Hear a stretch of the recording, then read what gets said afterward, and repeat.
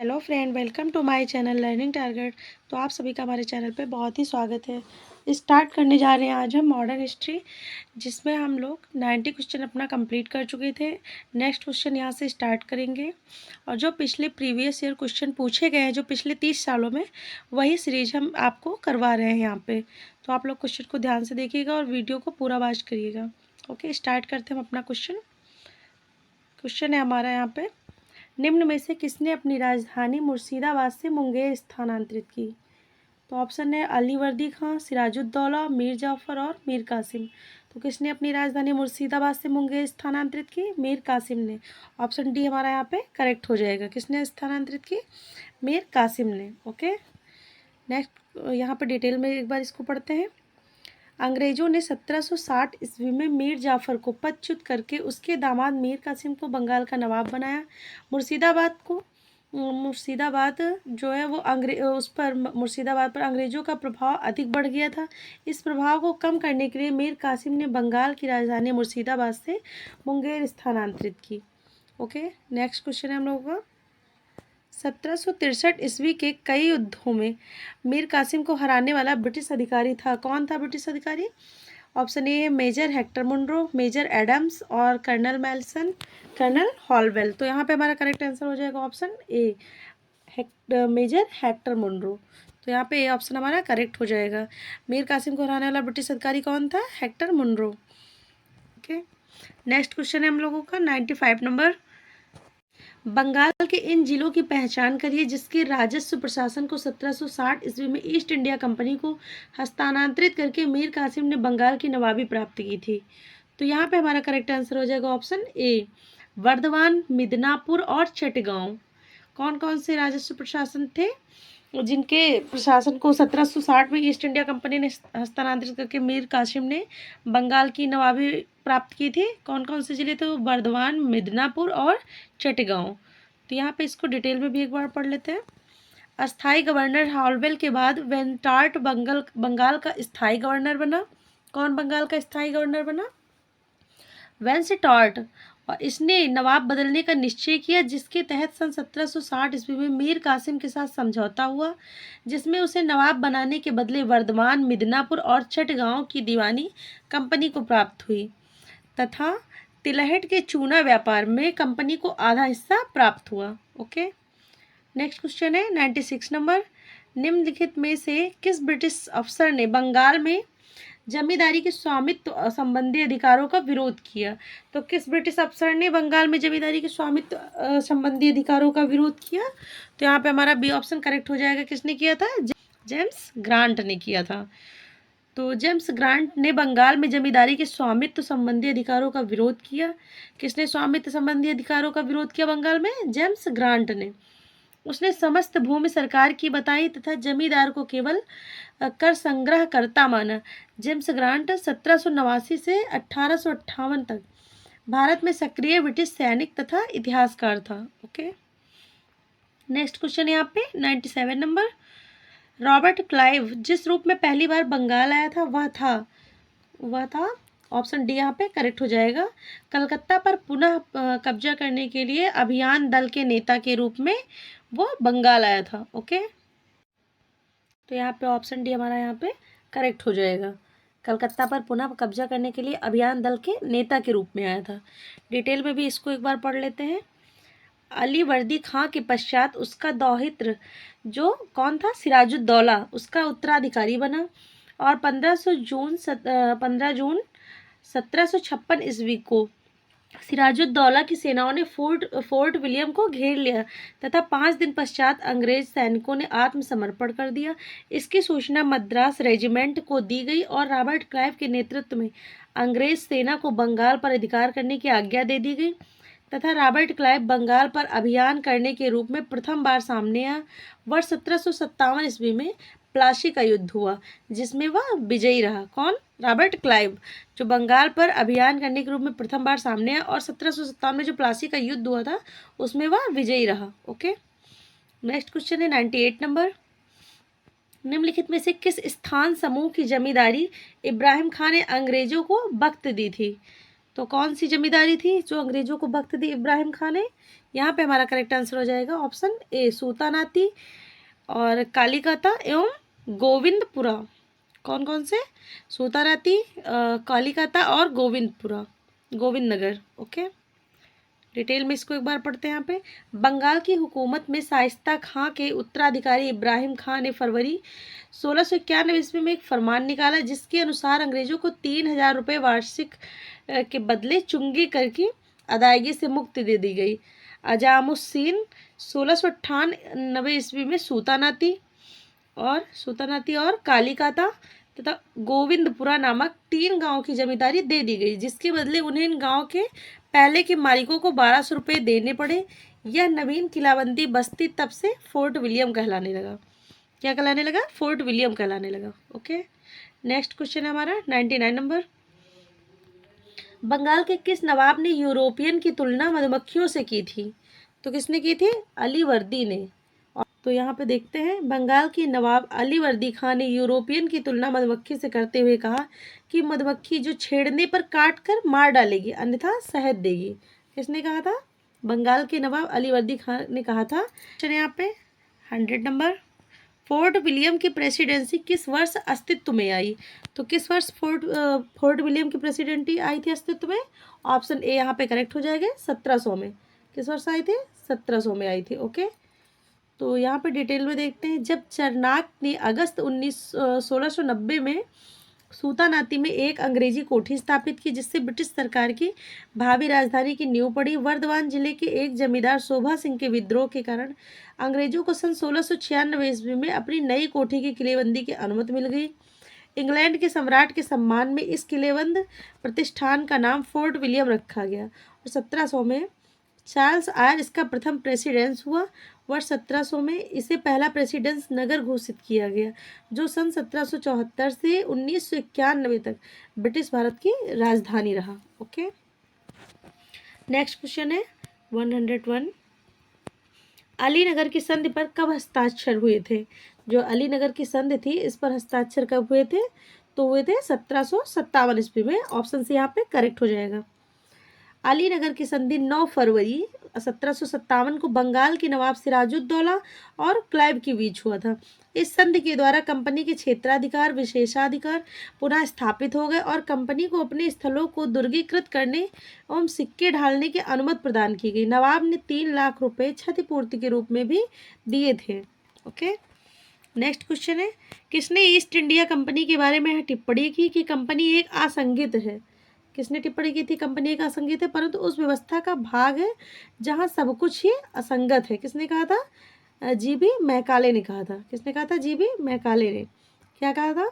GB Macaulay ने east India company के बारे में यह टिप्पणी की, कंपनी एक असंगत है परंतु उस अवस्था का भाग है जहां सब कुछ ही असंगत है। भारतीय दंड संहिता की पांडुलिपि मैकाले ने की थी। किसने की थी? दंड संहिता की पांडुलिपि मैकाले ने की थी। ओके, तो ये चैप्टर यहाँ पे कंप्लीट होता है। नेक्स्ट चैप्टर स्टार्ट होता है कौन सा? कंपनी की देशी राज्यों के प्रति नीतियाँ। यहाँ पे 103 नंबर क्वेश्चन है, निम्न में से कौन सा सही सुमेलित नहीं है? तो यहाँ पे करेक्ट आंसर देखना है कि कौन सा सुमेलित नहीं है। तो यहाँ पे ऑप्शन 3 जो वो सी है वो करेक्ट हो जाएगा, बेसिन की संधि। तो बेसिन की संधि कब हुई थी? 1802 ईस्वी में हुई थी। कब हुई थी बेसिन की संधि? 1802 ईस्वी में। तो ऑप्शन सी यहाँ पे करेक्ट हो जाएगा। बाकी सारे ऑप्शन यहाँ पे सही हैं।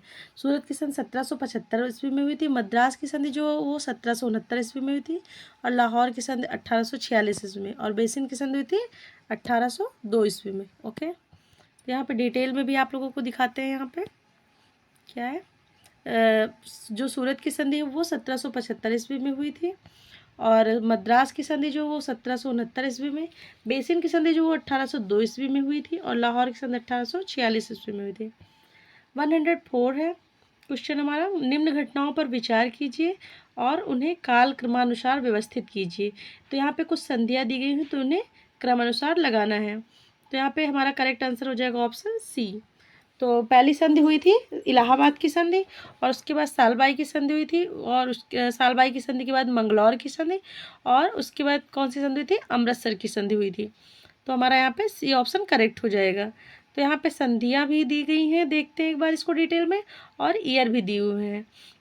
तो जो इलाहाबाद की संधि है वो 1765 ईस्वी में हुई, और सालबाई की संधि जो है वो 1782 ईस्वी में हुई, और मंगलौर की संधि हुई थी 1784 ईस्वी में, अमृतसर की संधि 1809 ईस्वी में।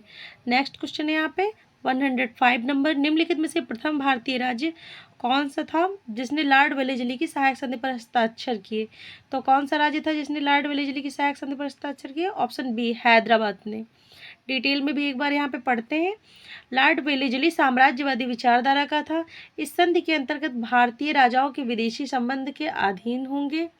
और सेकंड है, बड़े राज्य अंग्रेजों के अधीन एक सेना भेजी गई। और 3 नंबर है यहाँ पे, राज्य कंपनी के अनुमति के बिना किसी यूरोपियों को यहाँ नौकरी नहीं देंगे। 4 नंबर है, कंपनी राज्यों का प्रत्येक प्रांत शत्रुओं से रक्षा करेगी। और सहायक संधि स्वीकार करने वाले हैदराबाद, मैसूर, तंजौर, अवध, पेशवा, भोसले, सिंधिया, जयपुर, मच्छेड़ी, बूंदी और भरतपुर। हैदराबाद के निजाम ने 1798 ईस्वी में लॉर्ड वेलेस्ली की सहायक संधि को स्वीकार किया था। किसने? हैदराबाद के निजाम ने, जो 1798 में लॉर्ड वेलेस्ली की सहायक संधि हुई थी उसे हैदराबाद के निजाम ने स्वीकार किया था। ओके, नेक्स्ट क्वेश्चन है आप 106 नंबर, उत्तर पश्चिम प्रांत में अवध का एकीकरण हुआ। तो अवध का एकीकरण कब हुआ था? 1877 ईस्वी में। ऑप्शन बी यहाँ पे हमारा करेक्ट हो जाएगा। 1877 ईस्वी में उत्तर पश्चिम प्रांत में अवध का एकीकरण हुआ।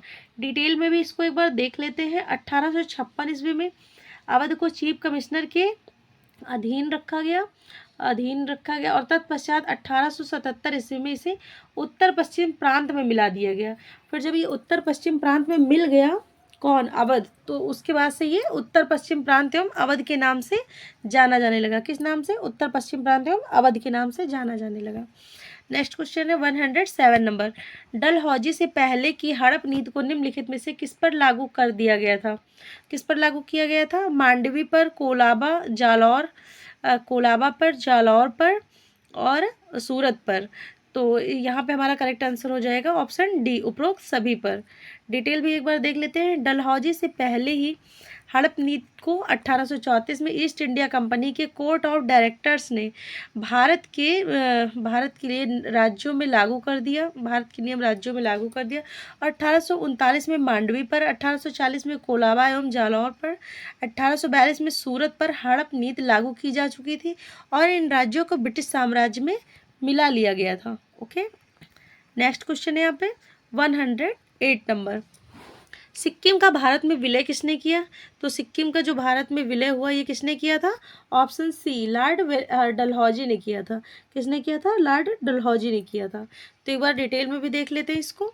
लॉर्ड डलहौजी जो था, तो लॉर्ड डलहौजी 1848 में गवर्नर जनरल बनकर भारत आया था। लॉर्ड डलहौजी के समय में अंग्रेजों द्वारा प्राप्त की गई महत्वपूर्ण सफलताएं इस प्रकार हैं। कौन कौन सी सफलताएं हैं? पहला है, द्वितीय आंग्ल सिख युद्ध तथा पंजाब का ब्रिटिश साम्राज्य में विलय कब हुआ था? 1849 ईस्वी में। और महाराजा दिलीप सिंह को पेंशन दे दी गई थी। इस युद्ध के विषय में डलहौजी ने कहा था कि सिखों ने युद्ध मांगा है। क्या कहा डलहौजी ने?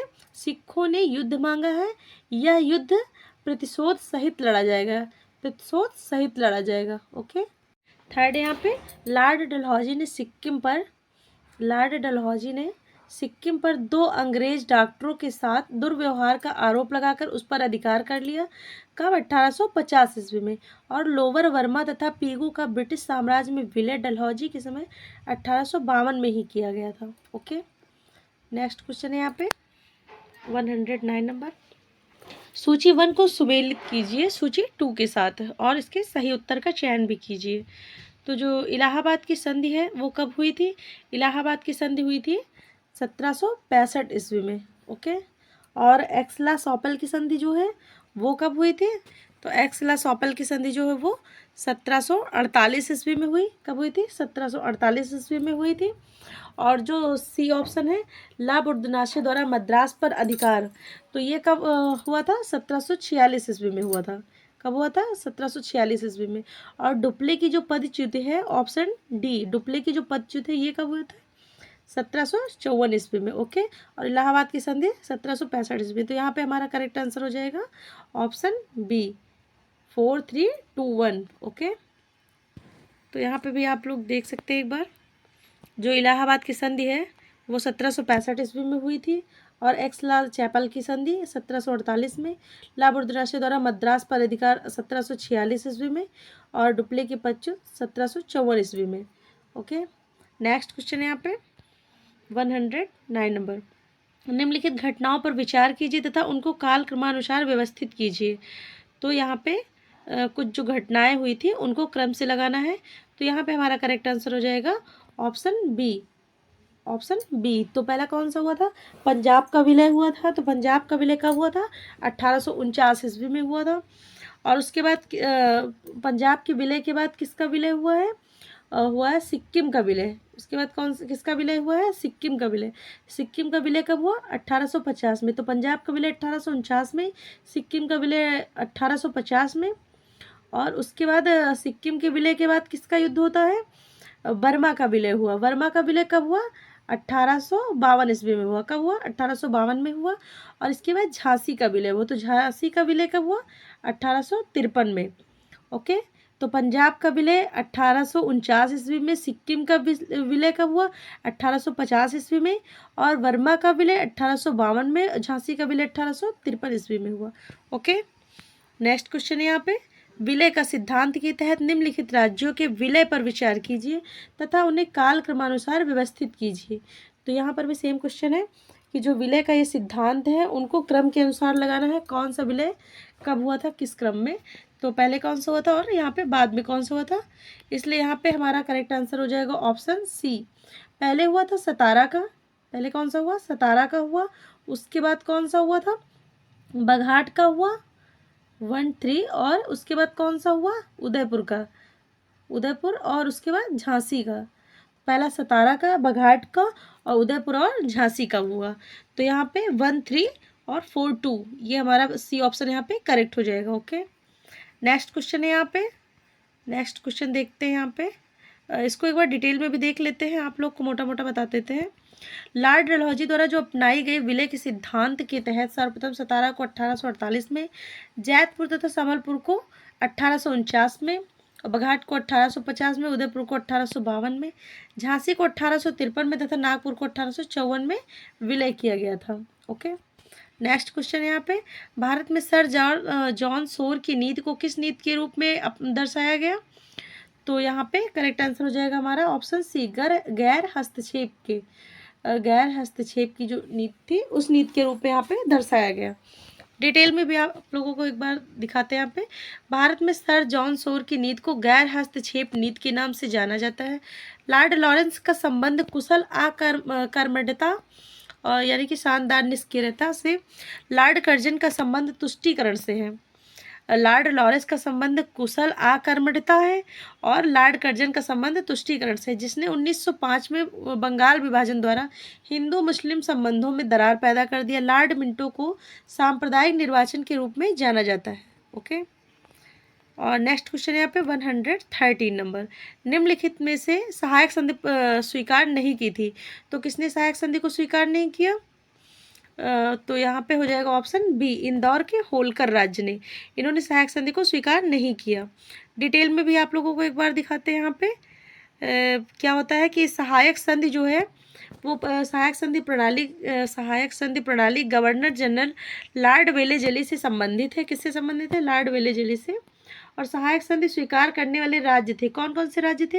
हैदराबाद जो 1798 से 1800, मैसूर 1799, तंजौर 1799, अवध 1801 और पेशवा 1802, बरार के भोसले 1803, सिंधिया 1804, जोधपुर, जयपुर, मच्छेरी, बूंदी तथा भरतपुर आदि ये सभी राज्य सहायक संधि को स्वीकार करने वाले राज्य थे। लेकिन इंदौर के जो होलकर राज्य ने है, जो इंदौर के होलकर राज्य, उन्होंने सहायक संधि को स्वीकार नहीं किया था। ओके, नेक्स्ट क्वेश्चन है यहाँ पे, अवध के नवाब वाजिद अली शाह को ईस्ट इंडिया कंपनी ने गद्दी से उतार दिया था। कब उतार दिया था? 1856 में। यहाँ पे करेक्ट आंसर हो जाएगा ऑप्शन सी, 1856 में वाजिद अली शाह को ईस्ट इंडिया कंपनी ने गद्दी से उतार दिया था।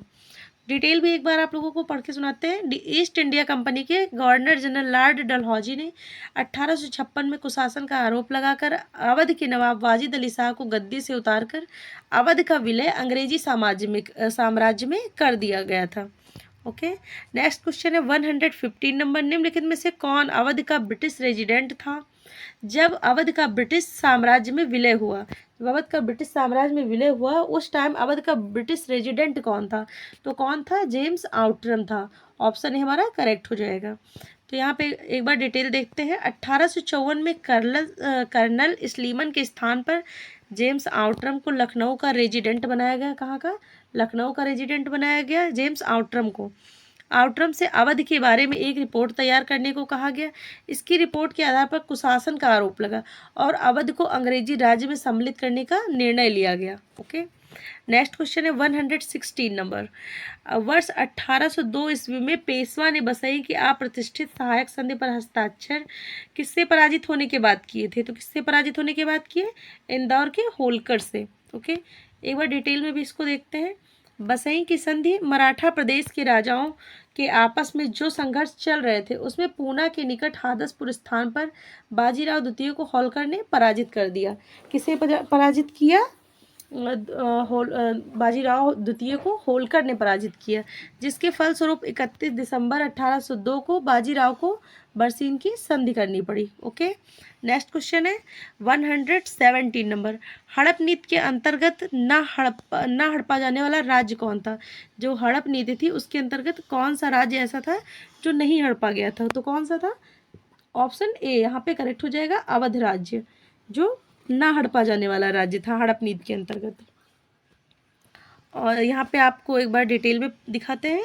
लॉर्ड डलहौजी ने हड़प नीति के तहत निम्नलिखित राज्यों का विलय किया। जो हड़प नीति चल रही थी उसके तहत राज्यों का विलय किया।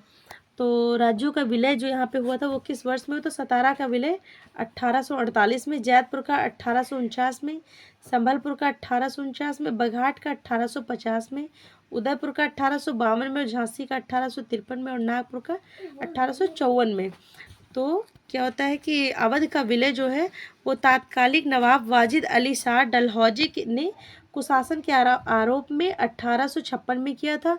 राजपूत राज्य करौली 1855 के मामले में डलहौजी के निर्णय को डायरेक्टरों ने अस्वीकार कर दिया था। ओके। नेक्स्ट क्वेश्चन है 118, सूची 1 को सूची 2 से सुमेलित कीजिए तथा नीचे दिए गए कोड से सही उत्तर को चुनिए। तो यहाँ पे सूचियाँ दी हुई हैं, सूची 1 और सूची 2, और स्थान दिए तथा अंग्रेजों द्वारा जो विलय है उसका वर्ष यहाँ पे दिया गया हुआ है। कौन सा स्थान किस वर्ष में विलय हुआ था अंग्रेजों द्वारा? तो ए है यहाँ पे संभलपुर, और संभलपुर जो है वो किस वर्ष हुआ था? तो संभलपुर 1849 को हुआ था। सतारा जो है वो 1848 को हुआ। अवध जो है वो 1856 को हुआ और झांसी 1853 को।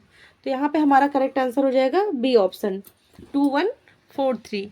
संभलपुर 1849, सतारा 1848 और अवध जो 1856, झांसी 1853। यहाँ पे बी ऑप्शन हमारा करेक्ट हो जाएगा। नेक्स्ट क्वेश्चन है 119 नंबर, प्रथम आंग्ल वर्मा युद्ध के दौरान भारत का गवर्नर जनरल कौन था? तो जो प्रथम आंग्ल वर्मा युद्ध हुआ था उस टाइम भारत का गवर्नर जनरल कौन था? एम हार्स्ट था। कौन था? एम हार्स्ट था। प्रथम आंग्ल वर्मा युद्ध के दौरान भारत का गवर्नर जनरल लॉर्ड एम हार्स्ट था। प्रथम आंग्ल वर्मा युद्ध 1824 से 1826 ईस्वी तक चला, जिसके परिणाम स्वरूप अंग्रेजों का रंगून, यानी कि जो अब यंगून कहा जाने लगा, अंग्रेजों का रंगून पर अधिकार हो गया। रंगून पर किसका अधिकार हो गया? अंग्रेजों का हो गया। ओके। ये क्लास यहीं पे समाप्त होती है। नेक्स्ट क्लास हम कल देखते हैं। 190 नंबर क्वेश्चन हमारा कंप्लीट हो गए। तो आप लोगों को क्लास कैसी लगी कमेंट में ज़रूर बताइएगा, और क्लास अगर आपको अच्छी लगी हुई तो लाइक शेयर ज़रूर करिएगा। Okay, thank you.